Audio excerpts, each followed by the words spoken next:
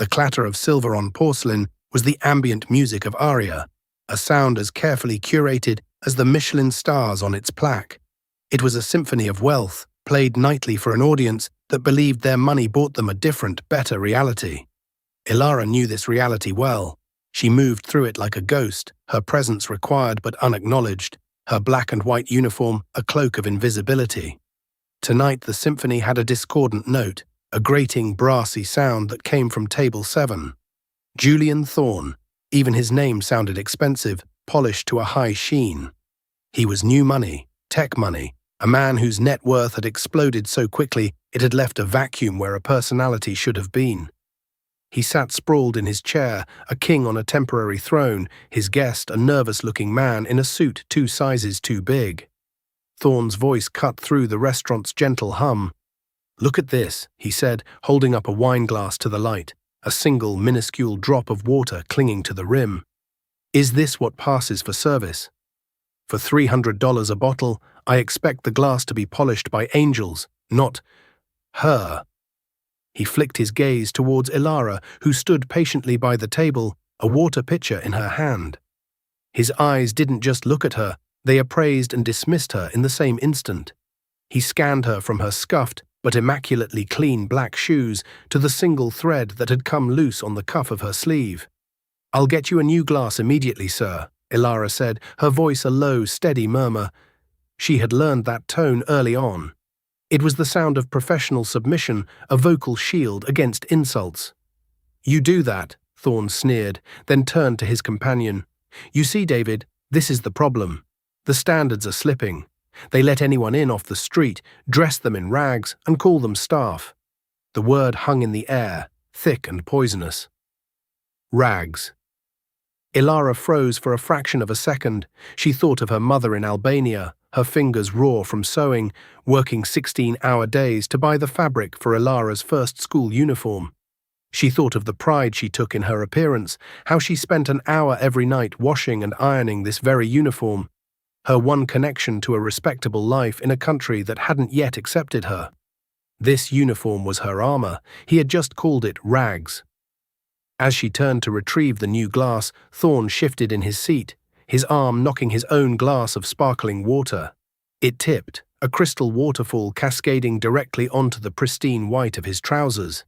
He leaped to his feet with a roar. "You clumsy idiot, look what you did." Every head in the restaurant turned, the symphony stopped. There was only Julian Thorne pointing a trembling, accusatory finger at Ilara. I didn't touch your glass, sir," she said, her voice barely a whisper. "Don't lie to me," he boomed, his face turning a blotchy red. "You did it on purpose, a little passive aggression from the help." He looked around at the other diners, playing to his audience. "This is what you get. An incompetent peasant in a threadbare uniform who probably has more diseases than brain cells." The restaurant manager, Monsieur Dubois, scurried over, his face a mask of frantic apology. "Mr. Thorne, my deepest apologies. Is there anything we can do?" "You can fire her." Thorne jabbed his finger towards Ilara again. "Get this filth out of my sight. She's ruined a $10,000 suit." He reached into his wallet, pulled out a crumpled $100 bill and threw it at Ilara's feet. "Here, go buy yourself a new rag. Or better yet, a bus ticket back to whatever slum you crawled out of." The bill fluttered to the polished floor and lay there, an emblem of her humiliation. Ilara looked down at it, then up at Julian Thorne. For the first time that night, she didn't see a customer. She saw a target. Her carefully constructed shield of professional detachment shattered, and in its place something cold and hard began to form. Her face remained a blank canvas, but behind her eyes a fire was being lit. She didn't say a word. She simply held his gaze, a silent promise passing between them that he was too arrogant to understand. He had just made the most expensive mistake of his life, and the bill was coming due. The $100 bill remained on the floor as Monsieur Dubois escorted a still fuming Julian Thorne to the gentleman's room, offering the services of the restaurant's on-call tailor and a bottle of their finest cognac on the house. No one picked up the money. It was a piece of trash now, tainted by the scene. Ilara was ordered to the kitchen, her station taken over by another waitress who shot her a look of pity. In the sweltering heat of the kitchen, amidst the hiss of the grill and the clang of pots, the world seemed to tilt. The humiliation wasn't a hot flush of shame. It was a cold, creeping frost that settled deep in her bones. Monsieur Dubois found her there, his face pinched with a mixture of fear and irritation. "Ilara," he began, not meeting her eyes, "Mr. Thorne is one of our most important patrons. His venture capital firm holds the lease on this entire block." "He lied," Ilara stated, her voice flat. "I was nowhere near his glass." "It doesn't matter what I believe," Dubois sighed, wringing his hands. "It matters what Mr. Thorne believes. He wants you gone. I have to let you go." He paused, then added, as if it were a great kindness, "I will not contest your unemployment. You can collect your things." She didn't argue. She didn't plead. The coldness inside her was crystallizing, forming something sharp and clear. Arguing was pointless. The system was built to protect men like Thorne and to crush women like her. To them, she wasn't a person. She was a function, a cog, and a faulty one at that. She walked to the small staff locker room, the sounds of the bustling restaurant fading behind her, and changed out of the uniform, the rags. She folded the crisp white shirt and black trousers with methodical precision, placing them in her bag. It wasn't armor anymore. It was a costume from a life that had just ended. As she was leaving through the back alley, the stench of garbage thick in the air, she saw him. Julian Thorne was standing by the valet stand, holding court for his friend and a small crowd of onlookers who had gathered. And there it was, his car. It wasn't just a car. It was a monument to obscene wealth, a machine that looked more like a spaceship than something meant for terrestrial roads. A one-of-a-kind, custom-built hypercar, the Thorne Ascendant, personally commissioned from a boutique Italian manufacturer. Its body was woven from carbon fiber and inlaid with streaks of what looked like pure silver, gleaming under the city lights like a predator's skin. The valet held the door open with a reverence usually reserved for royalty. Thorne was laughing, recounting the story of the clumsy waitress. Threw 100 at her and told her to go back to her hovel. You should have seen her face. His friends chuckled appreciatively. Ilara stood in the shadows of the alley watching. She watched him run a hand lovingly over the car's fender. This was his pride, his symbol. It was the physical manifestation of his power, his arrogance, his belief that he was untouchable. And as he spoke, he gestured expansively, his voice carrying clearly across the driveway. "The beauty of this country, David," Thorne said loudly, "is that if you have enough capital, you're not just a citizen, you're a founder. They roll out the red carpet. My guys at Sterling Immigration are geniuses, absolute wizards. They turned a few digital assets into a portfolio that apparently created 500 American jobs. Poof, he snapped his fingers. Instant extraordinary ability visa. The government practically begged me to stay." The word snagged in Ilara's mind, catching on the sharp edges of her anger. Sterling Immigration, 500 American jobs, extraordinary ability visa. It was a crack, a tiny hairline fracture in the polished facade of Julian Thorne. Ilara had a secret, one she never spoke of at Aria. In Albania, she hadn't been a waitress. She had been 2 semesters away from finishing her law degree, specializing in international and immigration law before her family's political troubles had forced her to flee. She knew the intricacies of the EB-1 visa. It was for Nobel laureates, Olympic athletes, world-renowned artists. It was not for tech bros with clever accountants, no matter how rich they were. The claim of creating 500 jobs sounded more like an EB-5 investment visa, but that had its own stringent, traceable requirements. Thorne's casual, boastful tone suggested something was amiss. Something bent, something fraudulent. A plan began to form, not a fully fledged strategy, but the ghost of one. It was a dangerous, audacious idea, born of humiliation and fueled by a sudden, chilling clarity. He had attacked her dignity, her very existence. She would not attack him. She would dismantle him. She would take his symbol of power and turn it to ash, and she would use the very system he bragged about manipulating to eject him like the trash he was. She turned and walked away from the restaurant, melting back into the anonymity of the city. She didn't look back at the gleaming car or the laughing billionaire. She was looking forward, her mind already racing, piecing together the first steps. The game had changed. He thought he had won a petty skirmish. He had no idea he had just declared war on a woman who had nothing left to lose and a mind that was finally being put to its proper use. The next 48 hours were a blur of sleepless, caffeine-fueled intensity. Ilara's small, sparse apartment, once a place of rest, transformed into a war room. The cot in the corner went unused. Her world shrank to the glowing screen of the aging laptop she'd bought at a pawn shop. She started with the name Sterling Immigration. Their website was a glossy corporate masterpiece, filled with stock photos of smiling families standing before American flags and testimonials from vaguely European-sounding clients. It screamed legitimacy, but it was too perfect. The language was all buzzwords and legalese, designed to intimidate and impress. Ilara, however, wasn't intimidated. She read the fine print. She analyzed the case studies they presented, cross-referencing the timelines with public records. Her legal training, dormant for so long, reawakened with a vengeance. She saw the patterns, the loopholes they bragged about navigating. It was a high-priced factory for bending immigration law until it was about to break. Next, she dove into Julian Thorne. His public persona was everywhere. Tech magazines hailed him as a visionary disruptor. Financial news outlets chronicled his every acquisition.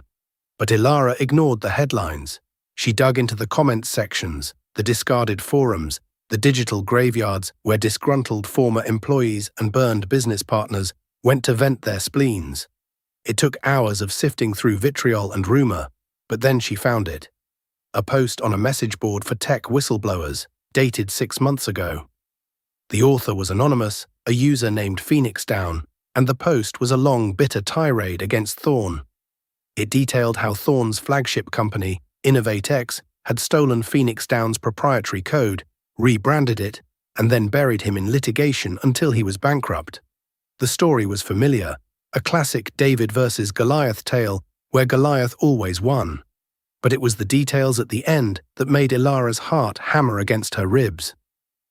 And the worst part, the post read, is that the whole operation is a house of cards. His US visa is based on InnovateX's projected job creation, a number he pulled out of thin air. The real work is done by a dozen overworked coders in a basement in Estonia. I tried to take this to a reporter, a guy named Marcus Vance at the Chronicle. Vance started digging, and a week later he was fired. His career torched. Thorne has everyone in his pocket. Marcus Vance. A name, a potential ally. A quick search revealed the trajectory of a ruined man. Marcus Vance had been a rising star, an investigative journalist with a reputation for tenacity. Then, 6 months ago, his career had abruptly flatlined. A public, messy retraction of a story he was working on, followed by his quiet dismissal from the San Francisco Chronicle. He was now writing freelance fluff pieces for a local lifestyle blog, articles about the best new coffee shops and weekend getaways. It was a professional death sentence. Finding him wasn't hard. He had a bare-bones personal website with a contact email. Ilara drafted the message a dozen times, her fingers hovering over the keyboard. How could she convince a broken man to fight the giant who had broken him? She decided on the direct approach. Subject, Julian Thorne. I have a lead. Mr. Vance. My name is Ilara. You don't know me, but we have a common enemy. I have reason to believe Julian Thorne's immigration status is based on fraudulent claims submitted by a firm called Sterling Immigration. I believe you were on this trail before you were silenced. I have nothing to lose and a unique perspective on the matter.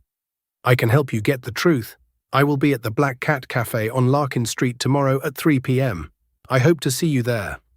She hit send before she could second-guess herself.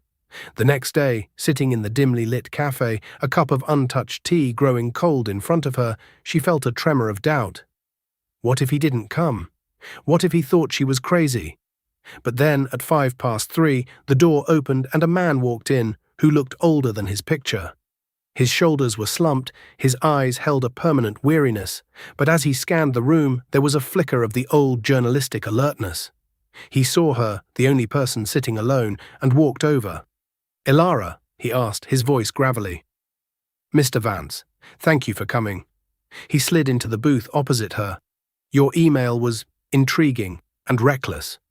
You shouldn't put things like that in writing. I'm past the point of caring about reckless, Mr. Vance, Ilara said, her gaze steady. I care about justice. She then told him everything. The incident at the restaurant, the humiliation, Thorne's boastful words about his visa. She left nothing out, not even the crumpled $100 bill on the floor. Marcus listened, his expression unchanging. When she finished, he leaned back, studying her. You're a waitress. What makes you think you can go up against Thorne? He doesn't just win, he annihilates. I was a law student, she corrected him softly, and I know the smell of a lie. What he described wasn't creative accounting. It was a federal crime. Wire fraud, visa fraud. You know it too. You were digging into it. A muscle twitched in his jaw. I got close. Too close.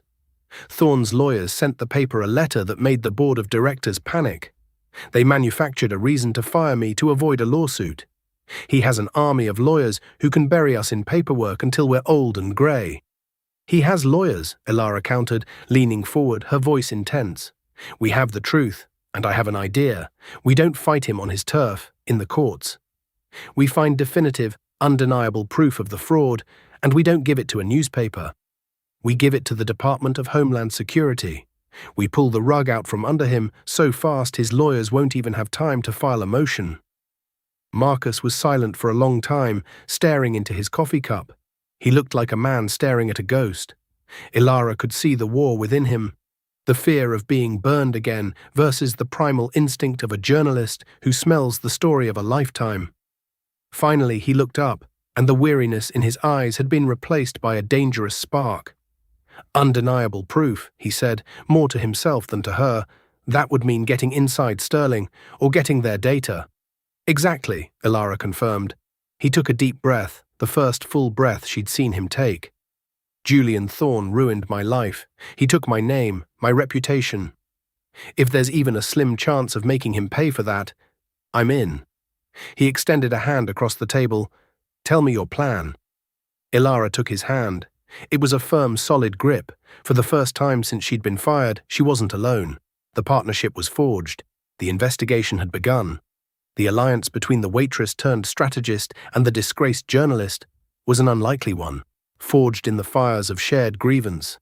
They operated from the shadows, their headquarters Marcus's cluttered apartment, a space that smelled of stale coffee and old newspapers.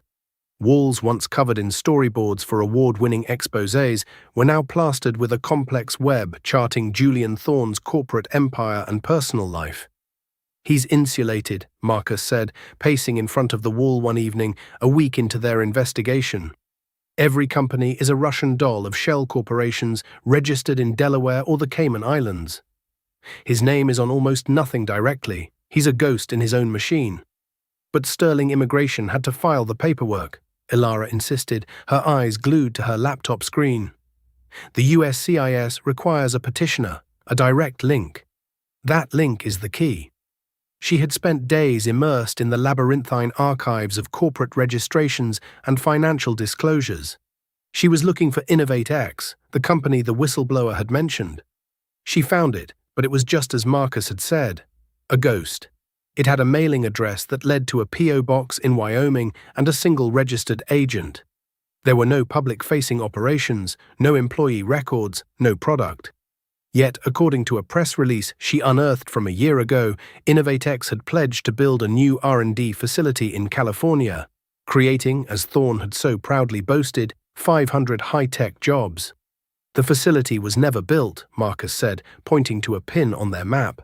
I checked the land records. The plot he purchased for the facility was sold 6 months later to a luxury condo developer at a $10 million profit. The whole thing was a pump-and-dump scheme disguised as an investment in the American economy. So the jobs never existed, Ilara murmured, the pieces clicking into place. The visa application is built on a foundation of pure fiction. Proving it is the problem, Marcus sighed. We have circumstantial evidence, a strong theory. But we need the application itself. We need the documents Sterling filed. Without that, it's just our word against his billion-dollar legal team. Their path was blocked. They needed a way inside Sterling's digital fortress. Marcus's old contacts at the paper had all gone cold, afraid of Thorne's reach. Hacking the firm was out of the question. It was too risky and would render any evidence they found inadmissible and likely land them in jail. It was Ilara who found the new crack. She wasn't just researching Thorne, she was researching his habits, his personality. She read every interview, watched every vapid podcast he appeared on. She learned he was a creature of habit, a man who thrived on routine and adulation. He ate at Aria on Tuesdays. He attended a private, high-stakes poker game on Thursdays. And on Fridays, he met with his personal wealth manager at a firm called Blackwood Financial. But it was a detail from an old society column that caught her eye. It mentioned his long-suffering personal assistant, a woman of infinite patience named Sarah Jenkins. A quick search for Sarah Jenkins revealed a sparse social media profile. She seemed quiet, professional. But as Ilara dug deeper, she found a connection. Sarah's sister was a nurse at a local children's hospital, and she was an active fundraiser for their pediatric oncology wing.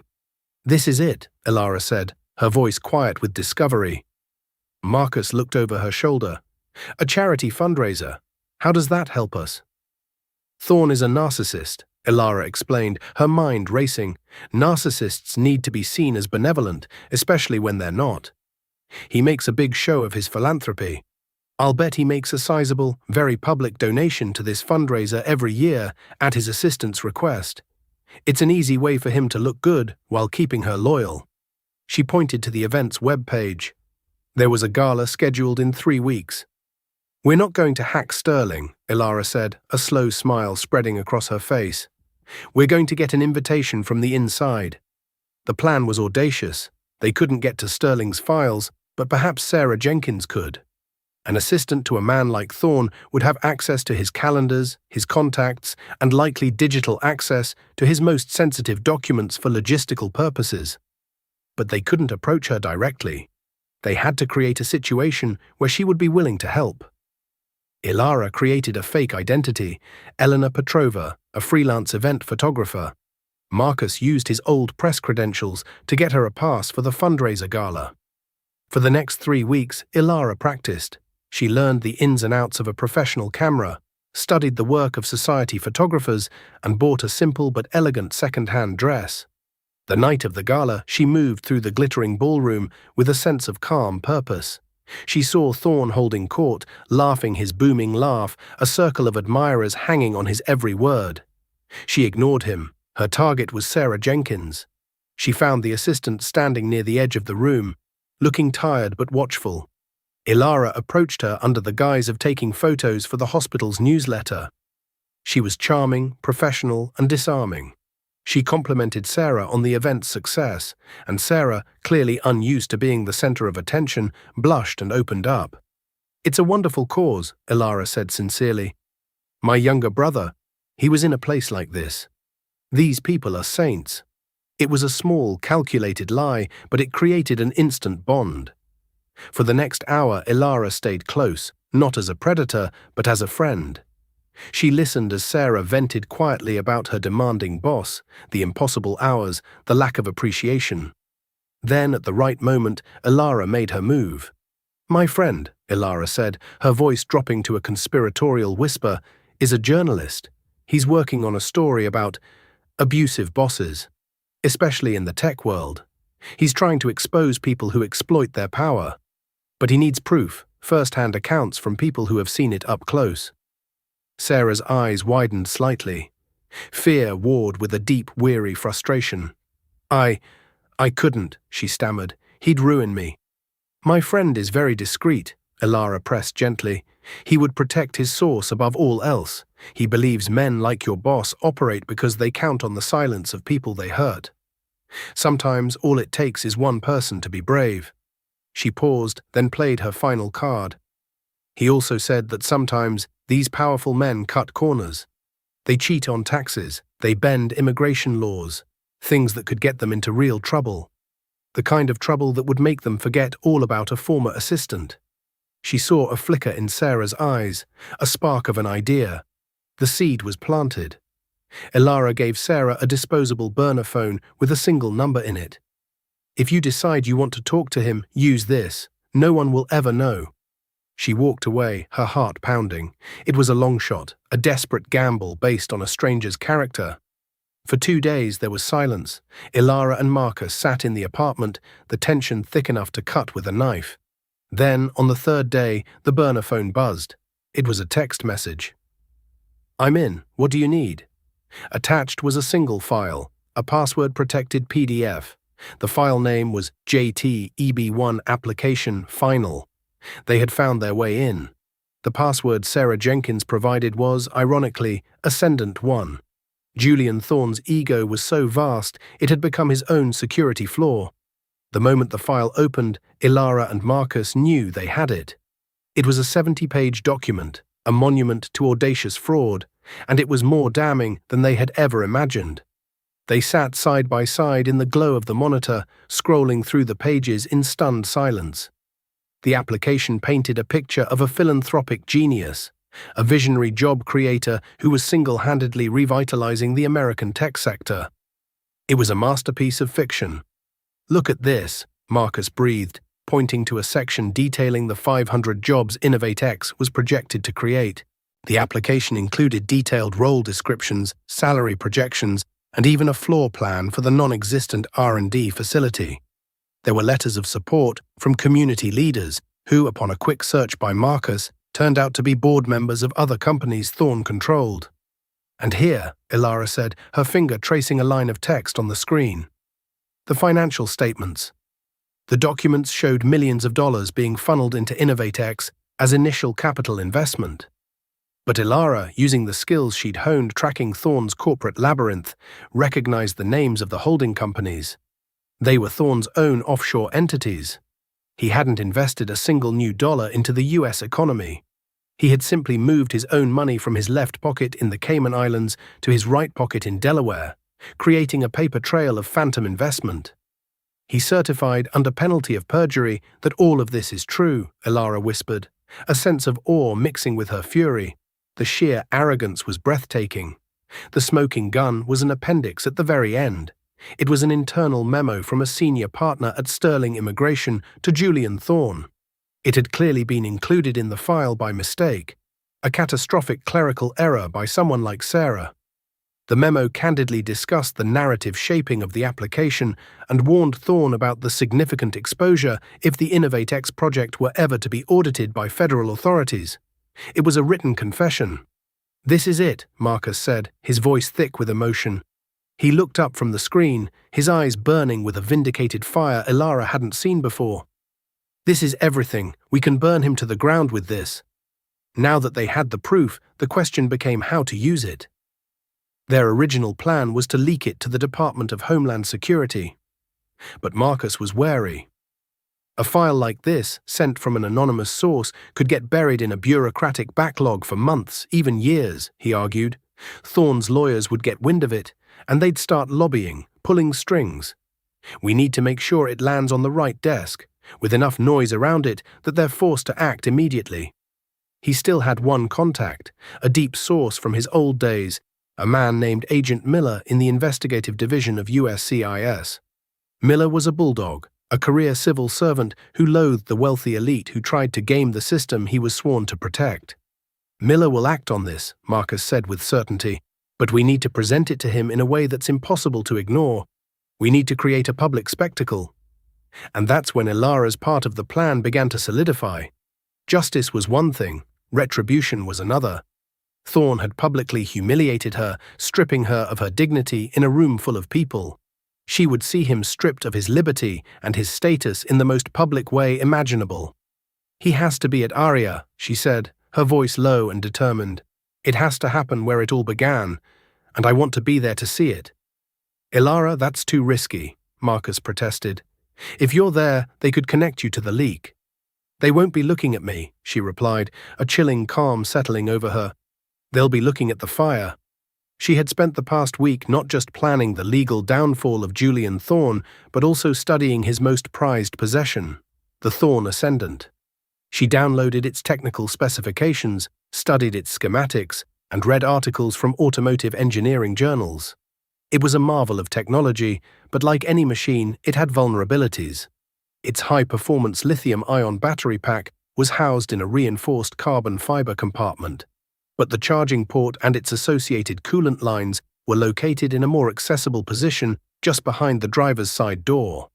A rapid, intense chemical reaction there could trigger a thermal runaway in the battery cells. It wouldn't be an explosion, but an unstoppable, all-consuming fire. She found what she needed online from a chemical supply company, two common industrial-grade compounds that, when mixed, created a hypergolic reaction, igniting instantly and burning at over 2,000 degrees Celsius.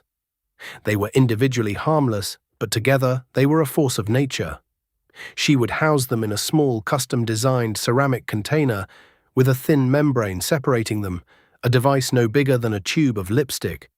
A sharp tap would break the membrane, mix the chemicals, and begin the reaction. The plan was set. Marcus would package the evidence and arrange a drop for Agent Miller, giving him a precise time and location. Tuesday evening, outside Aria. He would tell Miller that Thorne would be there, and that a major public event was about to happen that would put Thorne and his fraudulent status in the national spotlight. It would force Miller's hand, compelling him to act immediately to avoid looking incompetent.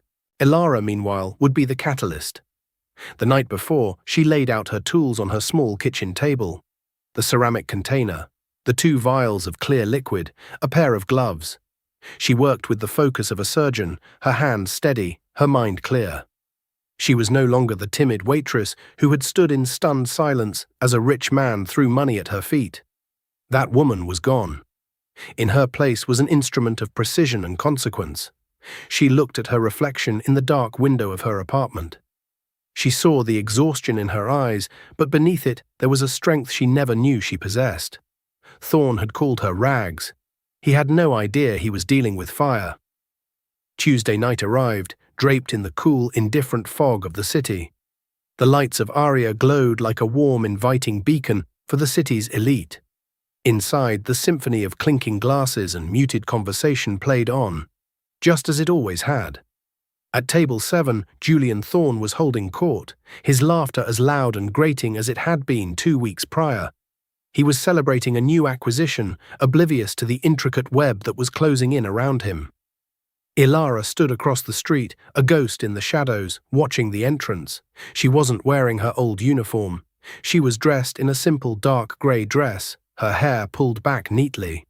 She looked anonymous, forgettable, just another face in the crowd. In her small clutch purse, she held the ceramic device, cool and smooth against her fingers. She felt no fear, no hesitation, only a profound, icy calm. She watched the valet park the Thorne Ascendant directly in front of the restaurant. It was a position of honor, a gleaming silver trophy for all to admire. Thorne had insisted on it. His vanity would be his undoing. At 9:15 p.m., as planned, a discreet text message lit up her phone. It was from Marcus. Package delivered, Miller is on his way. 15 minutes out, good luck.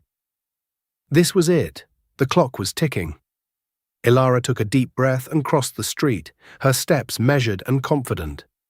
She walked along the sidewalk, her path taking her directly past the front of the hypercar.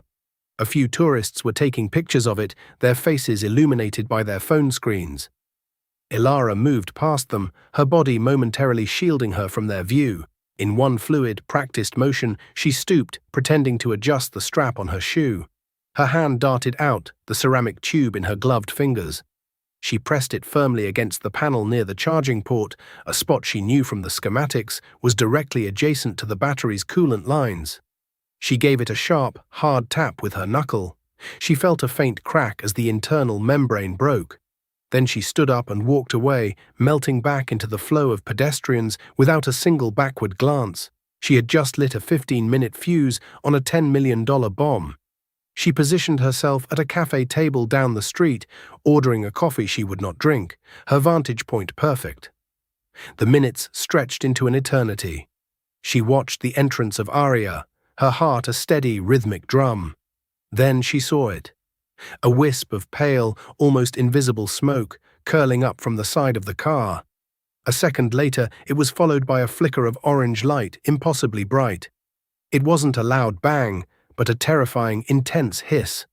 The fire started small, a tiny ravenous creature, but the hypergolic mixture was doing its work, eating through the carbon fiber and melting the wiring.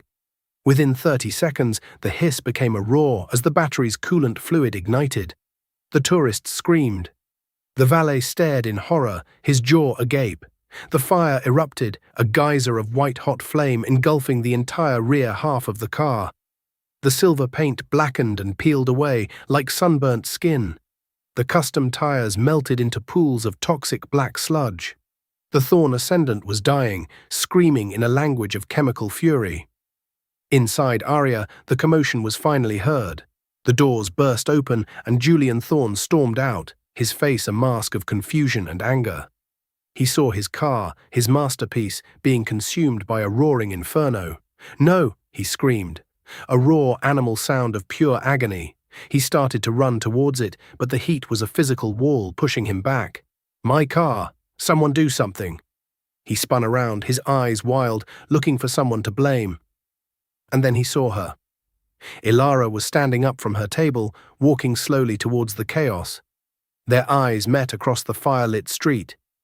In that moment, he recognized her, the waitress, the peasant, the rag.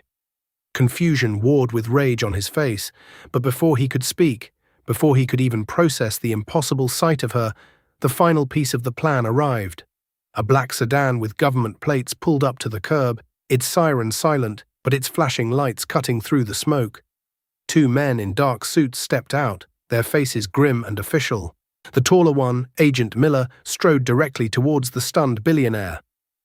"Julian Thorn?" Miller asked, his voice calm and authoritative, a stark contrast to the surrounding chaos. "My car is on fire. Find who did this." Thorn shrieked, pointing a trembling finger at the inferno. Agent Miller didn't even glance at the burning wreckage. His eyes were locked on Thorn. "That's a local police matter, sir. We're federal." He held up a thick manila envelope. "I'm Agent Miller, Department of Homeland Security. This is a notice of intent to revoke your visa and an order for your immediate removal from the United States on grounds of visa fraud, wire fraud, and perjury." Thorn stared at him, his mouth opening and closing like a fish. The words didn't seem to register. The destruction of his car was a nightmare he could comprehend. This was an impossibility. "What? You're insane. My lawyers—" "Your lawyers have been sent a copy," Miller said, unmoved. He thrust the envelope into Thorn's chest. "You are to surrender your passport and report for a removal hearing tomorrow at 9 a.m. A car will be waiting for you at your residence." The fire roared, casting dancing shadows on Thorn's face, illuminating the utter collapse of his world. His money, his power, his invincibility, it had all just turned to smoke. He looked from the federal agent to the melting husk of his car, and then back to Ilara, who now stood just a few feet away, her expression serene. He finally understood. All of it. "You," he whispered, the single word filled with a dawning, horrified comprehension. "You did this." Ilara looked at the man who had tried to break her, at the smoldering ashes of his arrogance, and at the deportation papers clutched in his trembling hand. She gave him a small, cold smile. "Some things, Mr. Thorn," she said, her voice clear and steady above the crackle of the flames, "are just rags and ashes." The aftermath was a storm, the story of the billionaire's $10 million hypercar mysteriously immolating on the same night he was served deportation papers became an immediate media sensation.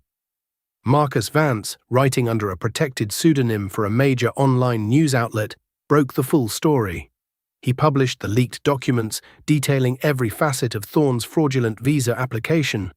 The exposé went viral, a case study in hubris and downfall that captivated the nation. Julian Thorn's empire crumbled with astonishing speed. His investors, terrified of being associated with federal crimes, pulled their funding. His board of directors resigned en masse. The SEC launched a full-scale investigation into his financial dealings. His army of lawyers, for all their bluster, could do nothing to stop the deportation. The evidence was absolute.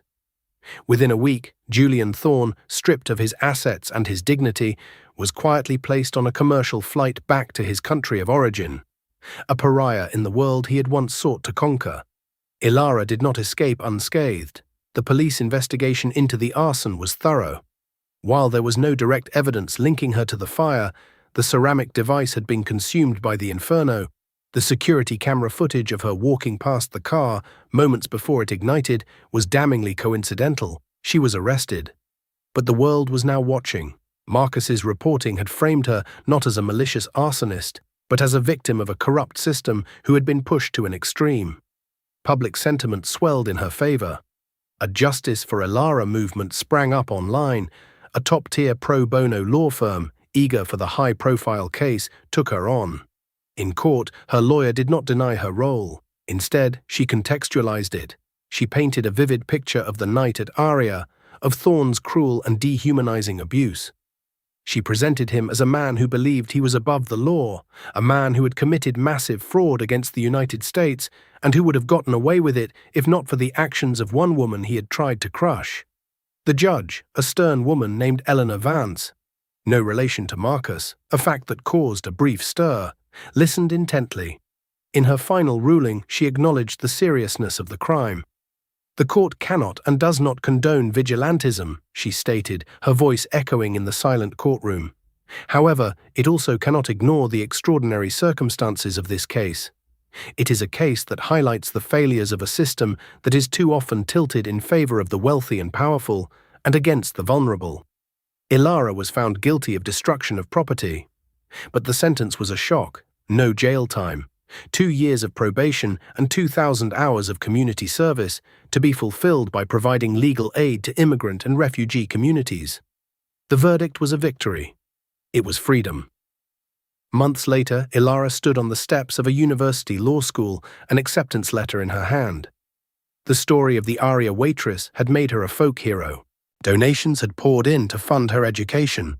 To allow her to finally complete the law degree she had been forced to abandon.